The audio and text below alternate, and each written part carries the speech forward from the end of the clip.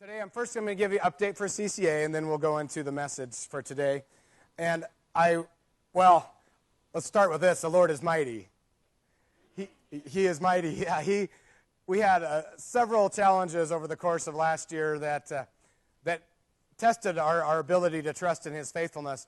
But I am here today to tell you that He is faithful, and He will always be faithful.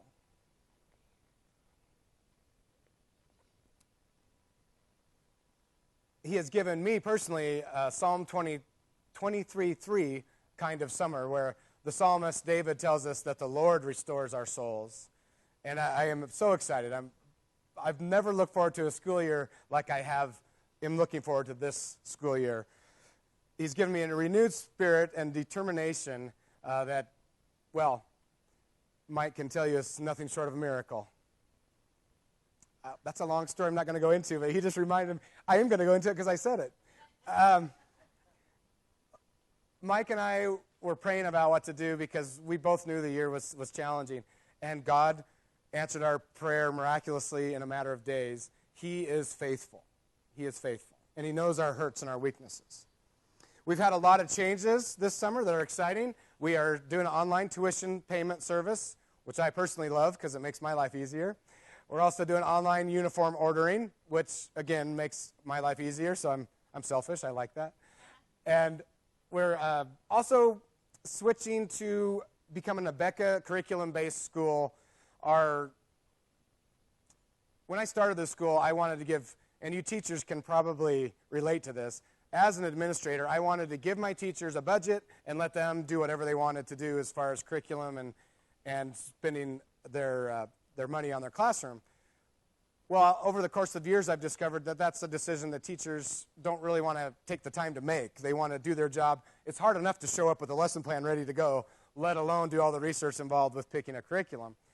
So we have made the decision as a staff to become mostly a Becca-based curriculum, which is they're a classical curriculum system, and I'm excited, again, for me, because it makes it easier for me to track what all of our students are doing. This summer, we've also decided to pursue accreditation through the Association of Christian Teachers in Schools, ACTS. So Sue and I are facing some interesting decisions going forward with pursuing accreditation, but pretty exciting stuff, right? And that's not it. There's a lot more. One of the challenges we faced last year was running out of room, again, praise God, and this summer, the Booster Club bought us this modular that's right out here. And over the course of the last several weeks, we've had new floor put in, new roof put on, new paint put on, of course, a classroom set up, a library moved out there, a fence built so our students could have access to the building, and another classroom remodeled for an elementary class. There's more. Oh, we had new computers given. We had somebody give us 30 new laptops. So all of our students are going to have access to laptops this year, which is exciting. They're getting set up to use. And, of course, if you come around this facility this afternoon or tomorrow, you'll probably see some teachers running around finishing up their classrooms. I know you'll see me running around finishing up some things. And this is probably the big announcement. Right now, we are at capacity and serving 113 students this year. Praise God. And when the Lord called me to this ministry, that was one of the aspects of this ministry, was to serve more families and students. At our old facility, we capped out at about 55 students. And here, it's been overwhelming to watch what in 3 short years, going on to our 4th year, what the Lord has done here. I am constantly feel like I'm just riding the crest of what the Lord is doing here. It's amazing. And when I first began this ministry, I had this kind of dream that I would be like the Jason in Acts. The Jason in Acts was accused of this horrible crime. He was accused of turning the world upside down for Jesus. And I would love to be accused of that crime. That would be awesome. But as I've grown and matured a little bit, not much, just a little, I've realized that the greater calling is for the Lord to use the ministry of me, the ministry of CCA, the ministry of Calvary Chapel, the ministry of you, to see our young people turn the world upside down for Jesus Christ.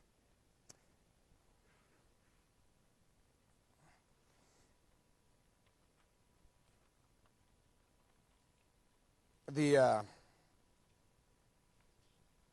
Bible is full of young people that have been used to build the kingdom of Christ. And when we talk about building, Psalm 127 is what we're going to start out with today. If you'd like to turn there, Psalm 127.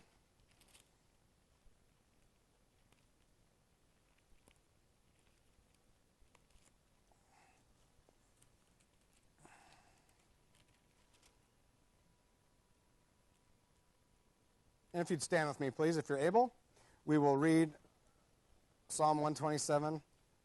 Bill, you don't have to. All right, Psalm 127. Unless the Lord builds the house, they labor in vain who build it. Unless the Lord guards the city, the watchman stays awake in vain. It is vain for you to rise up early, to sit up late, to eat the bread of sorrows, for God gives his beloved sleep. Behold, children are a heritage from the Lord. The fruit of the womb is a reward. Like arrows in the hands of a warrior, so are the children of one's youth. Happy is the man who has his quiver full of them. They shall not be ashamed, but shall speak with their enemies in the gate. You may be seated. Thank you. Just really quick before we go into the next part, that last part of Psalm 127 talks about the gate. For those of you that don't know, when the Bible talks about the gate, that's where the community would gather to make important decisions, legal decisions, and things like that. So what the psalmist is saying there is that children dedicated to the Lord can stand in those kinds of situations and never be ashamed. And you can never be ashamed of those kind of children. So he calls children an arrow. And I was thinking of this. What does it take to make just one arrow? It takes wood, right? Or fiberglass, whatever they use nowadays. Metal, feathers or plastic. And, of course, it takes somebody to know how to make it. And glue. Scott McGann reminded me, lots of glue. And what does it take to shoot an arrow? Just having an arrow doesn't do a whole lot unless you're really talented. It takes a bow, right? And what does it take to make a bow? A boyer, wood, fiberglass, pulleys, string, whatever it is to make a bow. And then the quiver itself, of course, is a whole other part of the ensemble. And so when we think of children as arrows, they need more than just their parents. Of course, parents are the primary aimers and shooters, but they need this whole support system around them as they grow. And we are going to look at some of our young heroes from the scriptures, and then we are going to look at some of their support system. So we are going to start with Joseph, and most of you are going to be familiar with these characters. I'm going to give you a brief reminder of what they did and what they experienced, and hopefully with some things you haven't heard, and then we'll go into and talk about their support staff. Joseph was sold into slavery by his brothers because they were jealous of him, and he was made the chief slave in a high-ranking official's house in Egypt. And while he was there serving as a chief slave, still a slave, but the chief slave, his master's wife wanted him in a very bad way. And the scriptures tell us that she talked to Joseph about committing adultery day after day. And I got to thinking about us, and I don't know about you, but I have some sins that creep into my life, it seems like day after day. And I hope Joseph will encourage you as much as he encouraged me with what he did. One day, she was talking to him, and she grabbed his garment, and he ran, and part of his garment stayed there with her. And the scriptures tell us that she left it next to her until her husband came home. Joseph didn't rise to be chief slave because he was a dummy. He knew what was going to happen when his master came home. So Joseph had time to consider his decision. He had time to say, I could go back to her and we could do this thing and then I would stay out of jail. But he didn't. He chose to say yes to the Lord and no to adultery.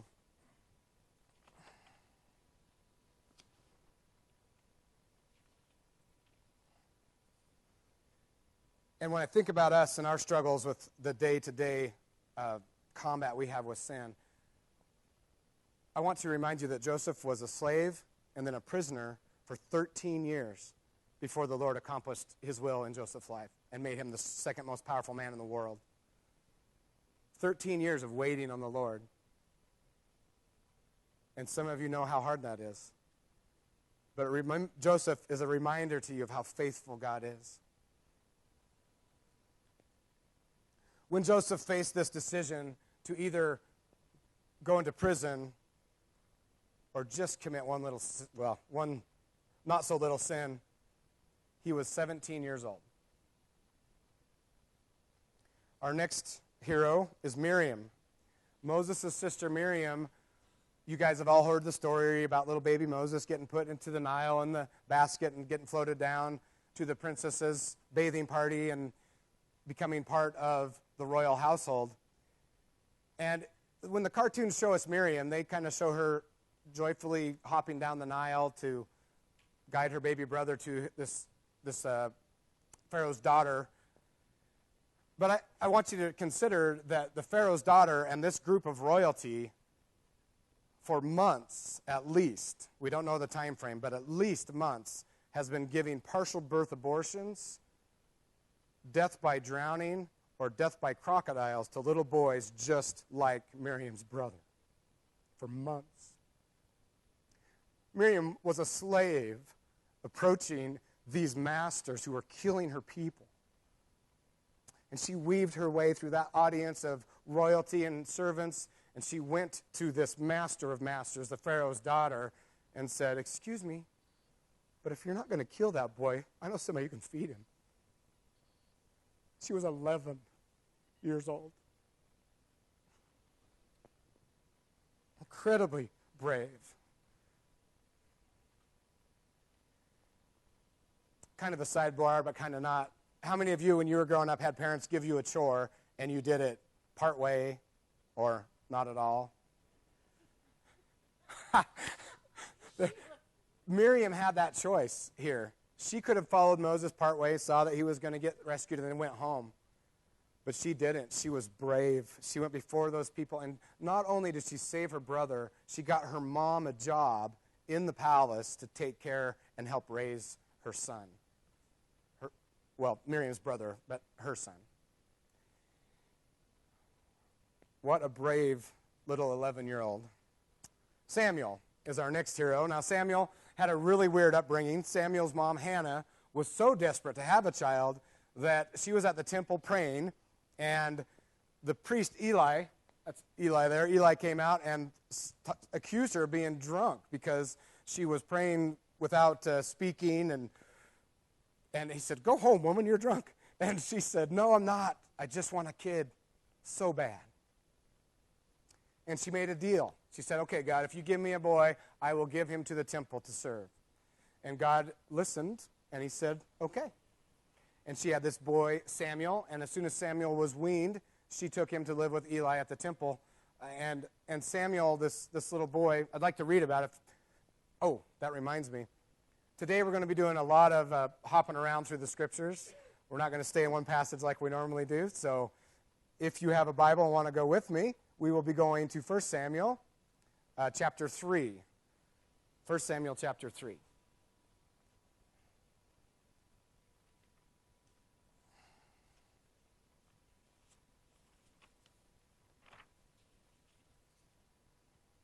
And in 1 Samuel chapter 3, we read this. "Now the boy Samuel was ministering to the Lord before Eli, and word from the Lord was rare in those days, and visions were infrequent.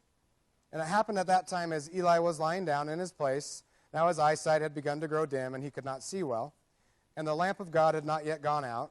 And that's the lamp that was in the temple when they were in there. And Samuel was lying down in the temple of the Lord where the ark of God was.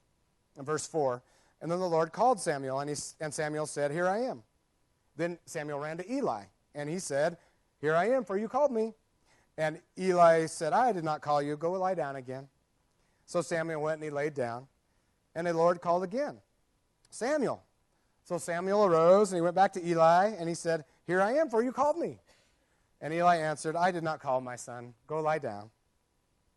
Now Samuel did not yet know the Lord, nor had the word of the Lord yet been revealed to him.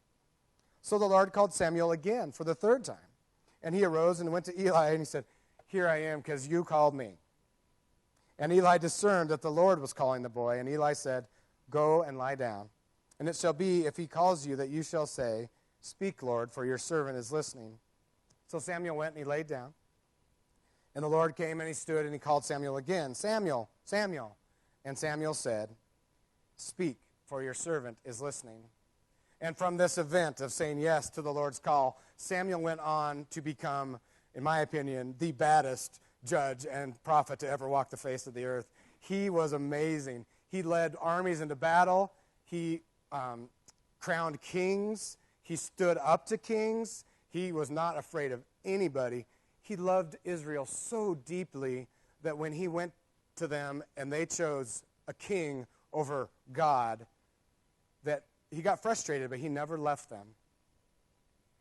This was a man that was so tough that whole communities were afraid of him. I mean, he's something you should read about Samuel. He was amazing. And Samuel also left a heritage that went on for generations after he was dead. He started a school of prophets that affected Israel for decades after Samuel's death. When he said, "Speak, Lord, your servant is listening," Samuel was about 12 years old. Now David, we've all heard of King David and his fight with Goliath. David, the boy who started by delivering lunch to his brothers and ended up delivering Israel from the Philistines. This David, I was trying to figure out how to communicate to you the size of Goliath within the context of where we are sitting today. And that cross is actually probably about the same size as Goliath would be. That height and that width of musculature to handle that height. And David was probably about the perfect height, about 5'6", you know. And could you imagine with a sling facing somebody that big? If any of you have ever been around our basketball stars, or Roger, then you know how those guys that are hitting about 7 foot, they are huge. They are gigantic. And to face somebody 3 foot taller than that, that's overwhelming. And I love David, and my favorite passage about David is found also in 1 Samuel. And if you'd like to turn there, chapter 17.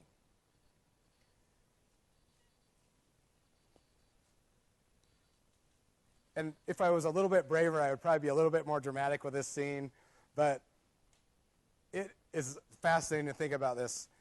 A valley with these two armies lined up facing each other. And every day, this gigantic man comes out and says, "You Hebrews are nothing but a bunch of wimps. Your mom wears cowboy boot or combat boots. Or my God Dagon will destroy your God Yahweh." Day after day, challenging these Hebrews to come out and fight. And I could just see a couple of Hebrews maybe sneaking out a few feet, and then Goliath going at them, and they run back to the lines. And then we have David bringing his brothers lunch, and he hears this smack talk, and he goes, "Who is this guy that's insulting the living God?"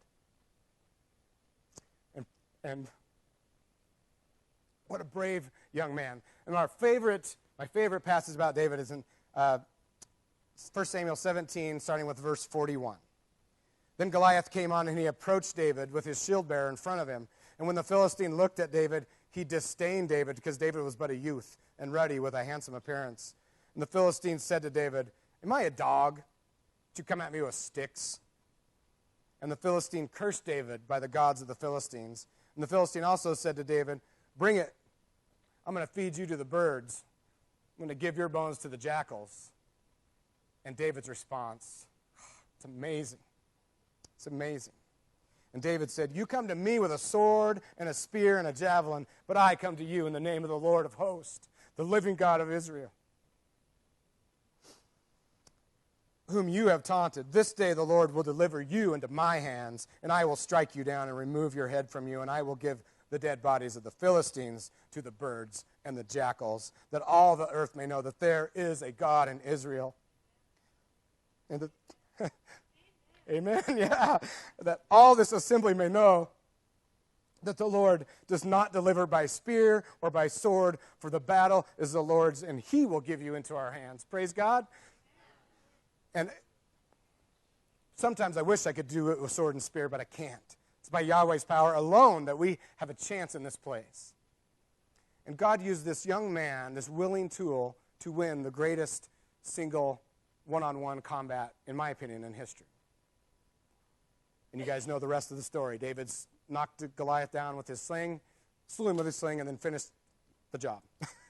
Won't go into that detail. David, we're not quite sure how old he was at this time.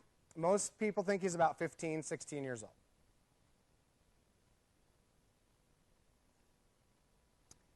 Josiah is the next hero we're going to talk about. King Josiah. I was debating what graphic to use. I chose this one because Josiah was 8 years old when he was crowned king. And Josiah is another one of my favorites. In case you haven't noticed, these are all my favorites. I love all these stories. Josiah, let's just turn there and read. It's in 2 Chronicles. Notice I got it in order, so we can just turn the pages. See? Chapter 34, we're told this about Josiah. We'll start with verse 1. 2 Chronicles 34. You'll see why he's one of my favorites in a second. Verse 1. Josiah was 8 years old when he became king, and he reigned 31 years in Jerusalem. He did right in the sight of the Lord and walked in the ways of his father David, and did not turn either to the right or to the left. For in the 8th year of his reign, while he was still a youth, so he's 16, guys, 16 years old, he gave his life to the Lord. He began to seek the God of his father David. And in the 12th year, so now he's 20, still pretty young, 20 years old, he began to purge Judah and Jerusalem of the high places, the Asherim, the carved images, and the molten images. Verse 4, they tore down the altars of the Baals in his presence, and the incense altars that were high above them he chopped down. That was another graphic I was going to pick, was of King Josiah whacking at all these idols, but I like that one better. Also the Asherim, the carved images, and the molten images he broke into pieces and ground to powder and scattered it on the graves of those who had sacrificed to them. Then he burned the bones of the priests on their altars and purged Judah and Jerusalem. In the cities of Manasseh, Ephraim, Simeon, even as far as Naphtali, in their surrounding ruins, he also tore down the altars and beat the Asherim and the carved images into powder and chopped down all the incense altars throughout the land of Israel. Then he returned to Jerusalem. So I do not know why nobody's made a movie out of this guy, because this is some of the most awesome stuff in the story of all the kings. He was amazing. I know we read it and it sounds kind of la la la, but we're talking about axes flashing, fires burning, stuff being ground up, stones being destroyed, whole communities in an uproar because this king is coming in and changing how they worship. And it's the priests trying to run away from him. Doesn't sound like very many got away from him. We are talking about, this was an extremely violent purge of Judah and Jerusalem of idol worship. 20 years old.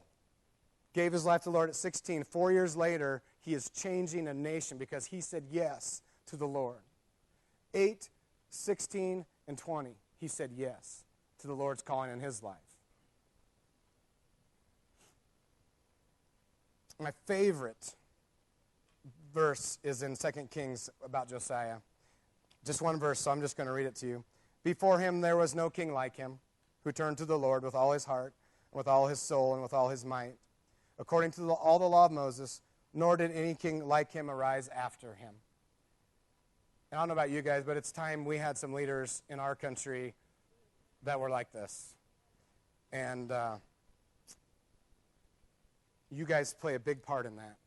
But we're not there yet. We have some more heroes to talk about. Another of my favorites, Jeremiah. Jeremiah, we hear about Jeremiah. We hear the verses like, I know the plans I have made for you, and I have a future for you. We hear this verse in Jeremiah 1:1, or before I formed you in the womb, I knew you, and before you were born, I consecrated you. We've heard that verse, right? We're going to go ahead and finish out that passage.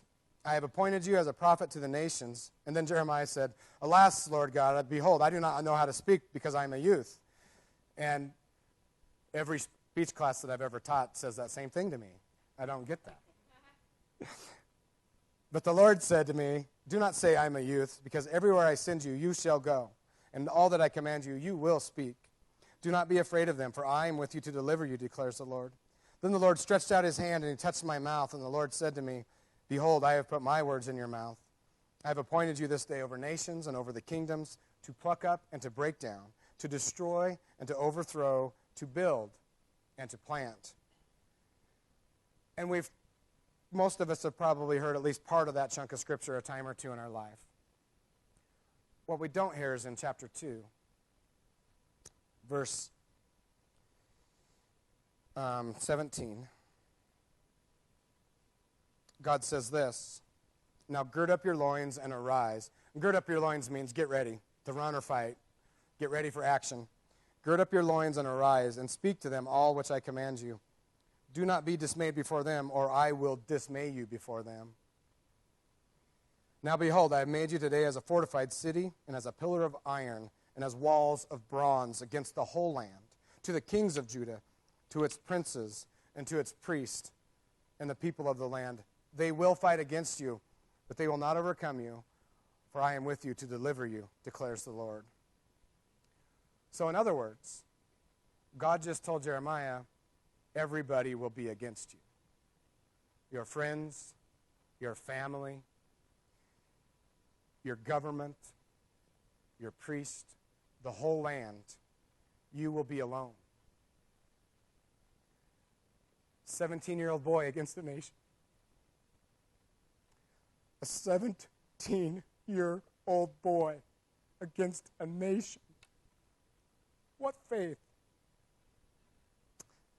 He said yes when the Lord called in his life.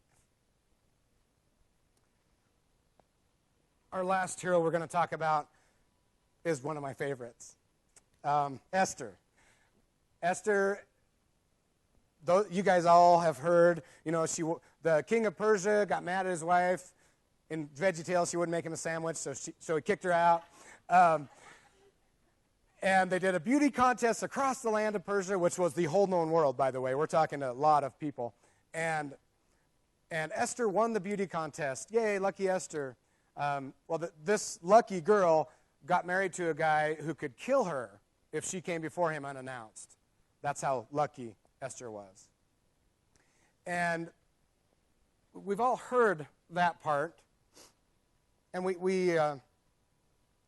see that this young lady became embroiled in one of the greatest political cases of political intrigue in the history of the world. There was this guy named Haman, and Esther's was adopted. She was adopted by her uncle, Mordecai, and her uncle Mordecai insulted this guy named Haman, and Haman was a bigwig in the government. And Haman said, okay, well, if you're going to disrespect me, then I'm going to kill you and everybody that carries the name Jew. And Haman went on to start a series of programs that was going to kill Esther, Mordecai, and everybody else in the known world named Jew. And make sure I'm not forgetting something.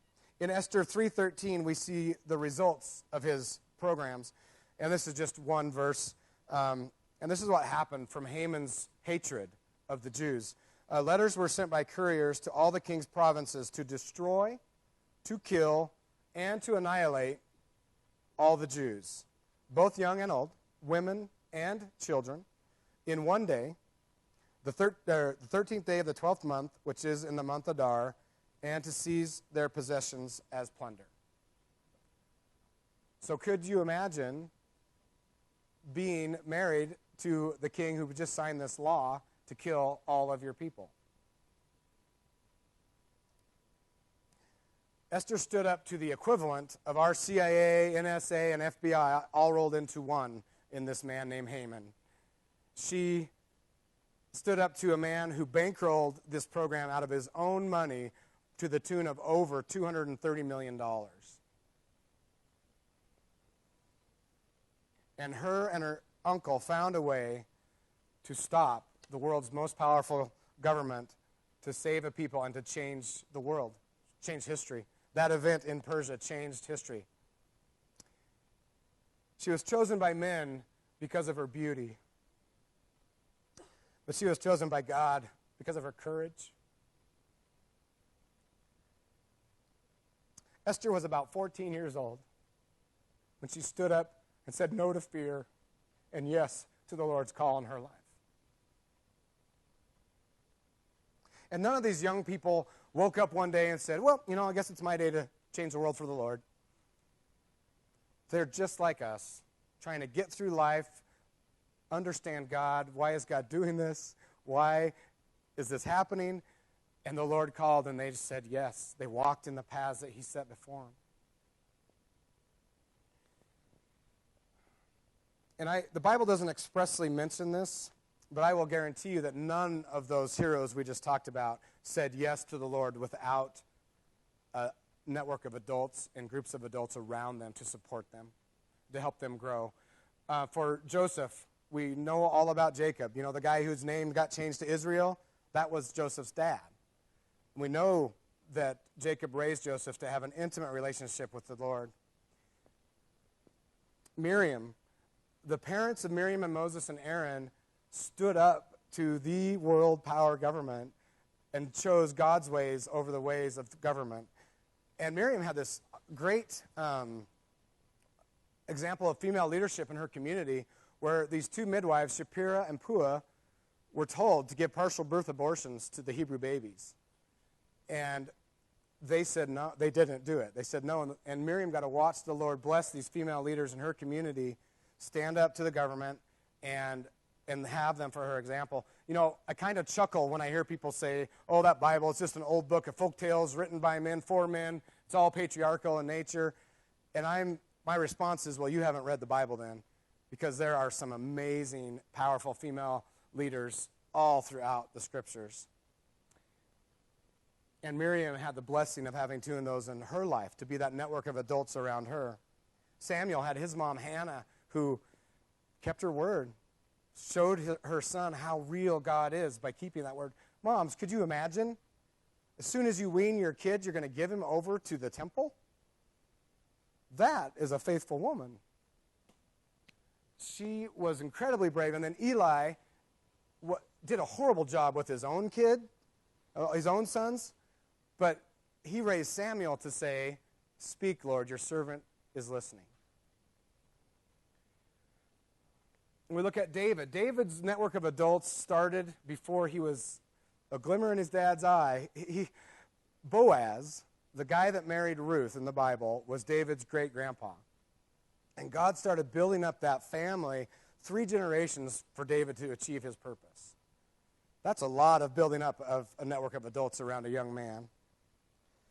Josiah had a priest named Hilkiah, Shaphan, Abdon, a whole bunch of priests and prophets, and again, a prophetess named Huldah. Huldah's a good name. I'd love to see, one of you name your daughters Huldah. But he had all of these people around him as a young man. And what happened in Josiah's time, you guys should read about Josiah. He was amazing. But one of the amazing things that happened was he ordered the temple to be cleaned out. They had been putting idols and all kinds of weird stuff in the temple. And he ordered the temple to be cleaned out, and they found the books of the law. The books of the law had been lost. I don't know what they were doing as a nation. And the priest that brought those to Josiah, was Hilkiah. And Hilkiah just happened to be the dad of one of our other heroes today, Jeremiah. And I got to looking at this when I was researching this. Jeremiah and Josiah were about the same age. serving for the same purpose, serving the Lord. And I cannot imagine how heartbroken Jeremiah had to have been to get these prophecies from the Lord about Israel and Judah's destruction, knowing that his friend Josiah was not going to be around for long. Josiah died in a battle at a fairly young age. And it just broke my heart to think about Jeremiah getting that word from the Lord. And not only did Jeremiah have this love, this burden for Israel that was so strong and so powerful that he actually went and died with them in Egypt. When he told them, don't go to Egypt, you're going to die there. And they went to Egypt, and he loved them so much that he went with them. I cannot imagine how broken his heart was when he saw what was going to happen to his friend Josiah. And then Esther had an uncle who adopted her and guided her to, again, save a people and change the world. Here at Calvary Chapel, all of the various ministries that we do, the daycare, the academy, and all the stuff that the church does, we truly believe that we are acting as God's instruments in being a network of adults around these young people to give them a greater chance to say yes to the Lord. You guys know the future doesn't lie in us. It lies in them. And you guys know the future has got to change. Or Jesus come back now, right? And even then, he needs to raise up a generation of strong leaders. Because I'll guarantee you the enemy is raising up a generation of strong leaders right now. We need to raise up a generation of strong leaders. And I have the unique blessing of having access to some students at CCA. And I know there's a ton of students out there from other schools and homeschool that I could have asked to be up here, but frankly, I just didn't have time. I have access to these. And they're going to talk to you a little bit about what you are doing as a network of adults around one of Calvary Chapel's ministries, the Academy. And I would like to introduce the first of them to you. These two young ladies have been, oh man,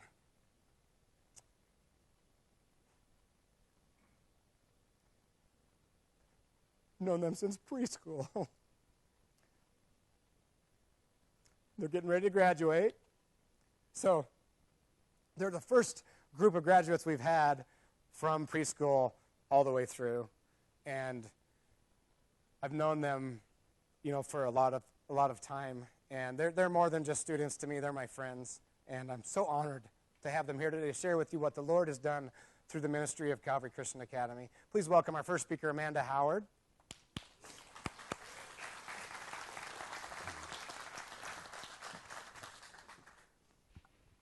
Good morning. Calvary Christian Academy is not only a school, but is a place where I can go and learn more about my God as I receive my formal education. As Coach said, I have been attending CCA, formerly EVCS, since kindergarten. I am now 17 years old and a senior. Being a part of the school is a huge blessing to me. The staff at CCA is a group of caring, loving, and patient men and women of God. They are an example of forgiveness, mercy, love, and kindness. They do not work for a monetary paycheck. They work for their love for us students. I can't tell you how many times a teacher has given up their lunch for me or stayed after school to help me with a paper, a project, or just a silly math problem that I couldn't understand. But their day does not end when the bell rings at 4 o'clock. They often take home papers and grade them, or they stay and plan the next day's lesson. CCA provides 2 sports for junior high and high school students, flag football and volleyball. I've had the amazing opportunity to be a part of that volleyball team for 8 years. Being a part of the team has given me a sense of camaraderie. The volleyball and football team was blessed 2 years ago with a booster club that was started just by volunteers. The booster club has been an answer to the school's prayers. They have been able to raise funds to help with uniforms, gym rentals, traveling expenses, or just needed equipment. The Booster Club not only helps with the sports at the school, but also with the academics. They recently purchased a trailer that was much needed for lots of room because we were running out of room for classrooms. This group has been a godsend to my school. In Hebrews 12:1, it says, "Therefore, since we are surrounded by such a great cloud of witnesses, let us throw off everything that hinders and the sin that so easily entangles. And let us run with perseverance the race marked out for us." As I won the race marked out for me, I am thankful for the preparation and the tools given to me by the staff at CCA. Being surrounded by all these wonderful students and staff gives me courage to stay strong in my faith and challenges me to say yes to the Lord more and more. In closing, I would like to share another verse with you, Jeremiah 17:7. "But blessed is the one who trusts in the Lord, whose confidence is in him." When the school was combining with Calvary Chapel, I wasn't so happy about it. I hardened my heart towards God, towards the school, and towards Coach. But through this transformation, God has showed me that change is good and that his plans are bigger than mine. And knowing that, it gives me confidence to answer the Lord's calling with, "Speak, Lord, for your servant is listening." Thank you.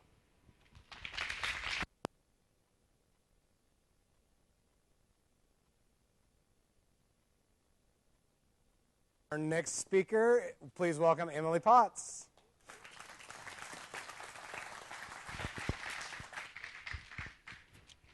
Hi everyone. I've also been going to the school since kindergarten along with Amanda. And one of the biggest things that I've been able to be a part of with the school has been volleyball. It has made one of the biggest impacts in my life and I absolutely love it. It's taught me so many things that have been awesome in volleyball but have also carried over into life, like perseverance, leadership skills, and working hard to reach my goals. My coaches have been absolutely amazing in coaching me on the court, but also in life with anything off the court that I need help with. Our motto is "Our best His glory," which is absolutely good for me because I'm one of those people that is super competitive and usually will do whatever it takes to win, which takes my mind off God, and I get focused on myself and whatever I need to do to win. And my team is so good about keeping me and keeping everyone out there focused on God and keeping our hearts where they need to be. And remembering that even when the game is tough and it's close and it's hard, that's not our only goal. Our goal is to please God and to show everyone in the crowd Him. And this motto also carries over into our classroom. We're always pushed by all of our teachers to do our best and work as hard as we can. And that's a lot of what I love about the school, but one of the biggest things is something that was really, really shown to me a few months ago. In March, I was running out to my mom's car in the driveway, and I slipped and fell. I shattered the inside of my ankle, broke my leg, and dislocated, did a ton of damage, and it was probably one of the scariest things that's ever happened to me. I was facing surgery. I didn't know if I was going to be able to play my senior season of volleyball. And I was just scared. I had never had surgery before, anything like that. And within hours of breaking my leg, I had phone calls and text messages from everyone at the school telling me that they were praying for me, that their families were praying for me. And just that love and support of knowing that I had literally hundreds of people from my school who were talking to the King of Kings on my behalf was so comforting and brought me so much peace. It was absolutely amazing. And something that I'll definitely take with me as I move on from the school and try to show other people the comfort that these people have given me, and all the prayer and support has been absolutely amazing. Thank you.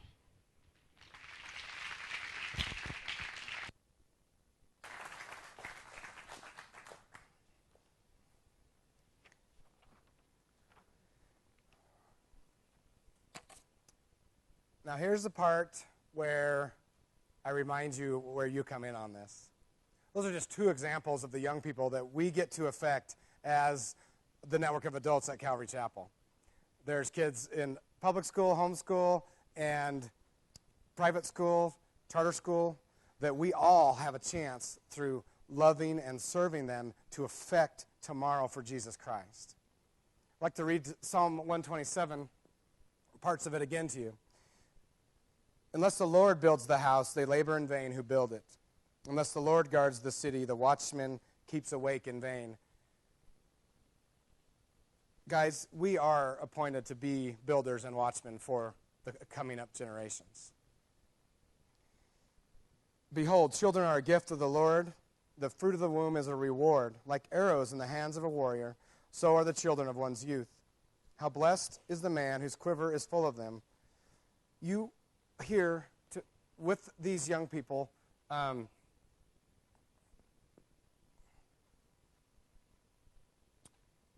wanted to define this to make sure you understood how important this is. You are vital. You are absolutely necessary. You are essential in providing a network of adults around these people as they grow. Don't think for a second that your prayers, your gifts, your offerings, your services that you provide, whether at Calvary Chapel or wherever you are at, don't think that those things you do are anything but short of miraculous. That's the Lord working in you. It's the Lord building the house. That's the Lord setting up watchmen.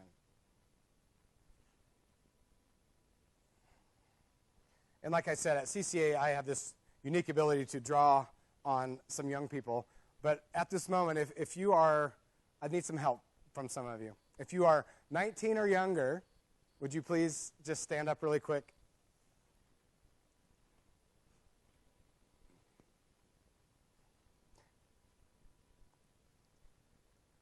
If you guys would just take a second and look, you either have made a difference, or you are making a difference, or you will be making a difference in lives just like these. You are nothing short of miraculous. Do not sell yourself short on what you do. Thank you, guys. You may sit down. Give them a round. Whether you're a parent, or you serve at a school, or you coach a team, or you sponsor a youth event, or you serve in the nursery, or you pray daily, or you just bring that package of copy paper to your school. All of those things work together to support the young people in our church and in our ministries at Calvary Chapel. You are our partners in building up this next generation. You're the Lord's partners. You provide these young people and young people like them in our church a greater opportunity to say yes when the Lord calls in their lives. And at the end of the day, isn't that what it's all about? Saying yes when the Lord calls. You know, and that's what we want to do. And I want to close with a little bit about saying yes to the Lord. Now, if you're out here today and you haven't said that initial yes to Jesus, I want to tell you about my King. He is worthy. He's worthy of your money. He's worthy of your trust. He's worthy of your future. He is worthy of your heart. He is patient. He is forgiving. He is gentle. He is kind. He is courageous. And he is desperately in love with you. He is unstoppable. He is immovable. And he is relentless in his pursuit of you. You can hide with your secrets. You can hide with your lust. You can hide with your fear. And he is still going to chase you down. Say yes to my King. For those of you that are believers, you know what you've been saying no about. I just want to encourage you as your brother and your friend to say yes. I've had some stuff in my life this year where I finally quit saying no, and I've said yes, and I can testify he is faithful. And I don't know what it is, you know. I can't get into your heads and tell you what you're saying no to the Lord about. And thankfully you can't get into mine. That'd be bad. And I just want to encourage you. The Bible tells us that now is the time to say yes. Today is the day to say yes. I want to encourage you to say yes to whatever you've been saying no to the Lord about. And you young people, The Lord is not done changing the world through people like you. He's not done changing families, churches, communities, governments through people like you. And don't ever think that just because you're not in the Daniel story or the Jeremiah story or the Miriam story that you can't change the world for Jesus Christ. He will use you if you say yes when he calls.